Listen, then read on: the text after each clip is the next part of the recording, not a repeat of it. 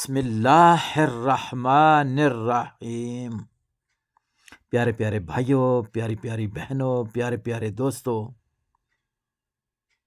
پاکش 2030 سے محمد عارف گل آپ کی خدمت میں حاضر ہے۔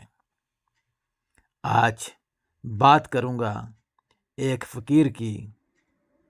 دیکھتے ہیں کہ وہ فقیر ہمیں کیا بتاتا ہے اور اس کی کہانی سے ہمیں کیا سبق ملتا ہے۔ سبق آموز کہانی ہوگی انشاءاللہ تعالی۔ ایک فقیر دریا کے کنارے بیٹھا تھا۔ کسی نے پوچھا، بابا کیا کر رہے ہو؟ فقیر نے کہا، انتظار کر رہا ہوں۔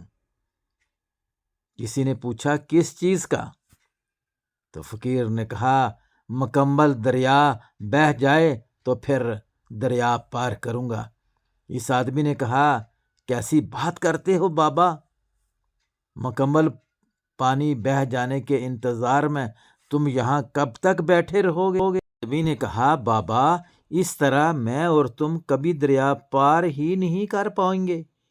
کیونکہ فقیر نے کہا، یہی تو میں تم لوگوں کو سمجھانا چاہتا ہوں کہ تم لوگ جو ہمیشہ یہ کہتے رہتے ہو کہ ایک بار گھر کی ذمہ داریاں پوری ہو جائیں تو پھر نماز پڑھوں گا، تلاوت قرآن پاک کروں گا، حج کروں گا اور بہت سارے ڈھیروں نیک کام کروں گا، پتہ نہیں کیا کیا وعدے کرتے ہو کہ یہ بھی کروں گا وہ بھی کروں گا، جیسے دریا کا پانی ختم نہیں ہوگا، ہمیں اس پانی سے ہی پار جانے کا راستہ بنانا ہے۔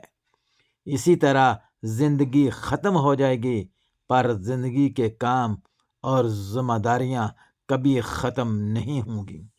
لہٰذا بھائیوں اور بہنوں، بزرگوں اور دوستوں اور خاص الخاص پیارے بچوں، جس طریقہ سے دریا کے پانی کا انتظار کرتے کرتے زندگی بیت جاتی ہے پر دریا کا پانی خشک نہیں ہوتا، بالکل اسی طرح ہماری زندگی بھی بیت رہی ہے اور کسی وقت بلاوا آ جائے گا۔ موت آخر موت ہے، تو کیوں نہ ہم آج ہی سے اپنے آپ کو اس طرف لے آئیں جو کہ اللہ کا راستہ ہے، جو کہ نبی کا راستہ ہے، جس راستے کے لیے ہمارے پیارے نبی صلی اللہ علیہ وآلہ وسلم نے ہمیں بتلایا اور وہ راستہ سکھلایا، بلکہ اس پہ چل کے عمل کر کے بھی دکھایا۔